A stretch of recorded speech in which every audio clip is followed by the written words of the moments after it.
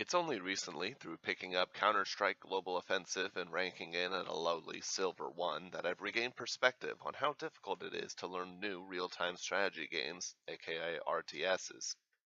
Traditional RTS games have a multitude of units for different factions that require rote memorization, such as the 47 units for 3 races of StarCraft Brood War, 84 units in 4 races of Warcraft 3 The Frozen Throne, or the 42 units for 2 races in Command & Conquer Tiberium Sun.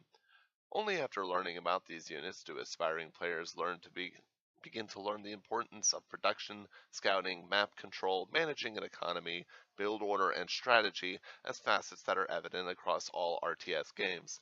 Add in changing maps, map peculiarities, and varying opponents with their own strategies, and it's easy to feel overwhelmed. Fortunately, Diag 1v1 by Hobbes understands this frustration perfectly, and it resonates well enough to have landed on the front page of LittleWarGame's maps. Diag 1v1 is the symmetrically designed backslash of backlash against these problems.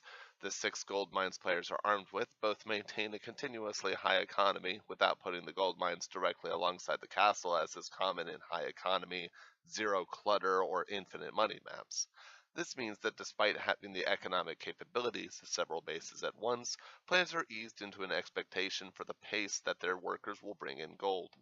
The open minimap and existence of only one other set of gold mines on the map intuitively gives both players their opponent's location with no other points to contest, and while this would be the bane of a normal melee map, it works beautifully for Diag 1v1 as an easing in map. Scouting is straightforward as you push units towards your opponent's side of the map, and the simple ground path on the map with its one lane gives a back and forth that's almost MOBA-like. Finally, none of the units have been adjusted through the editor, giving players familiar with LittleWarGame's 14 units and 1 race a degree of consistent comfort as they play around with build paths or fledgling strategies. But despite all of these qualities, Diag 1v1 is not a perfect map.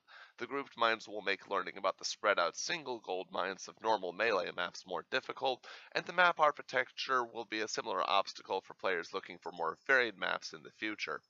Also, the size of Diag 1v1 is fairly short compared to the majority of the ranked or not ranked map ladder pool, which lends itself to rush-based builds such as 2Den and 2Rax being more powerful than in most other maps. Still, none of this detracts from Diag 1v1's function for players who are learning RTS fundamentals that they haven't experienced or received from other titles, or as a guilty pleasure. I mean, come on, you know you've played it too. If you haven't played Diag 1v1, click play and find it on the front page to give it a shot.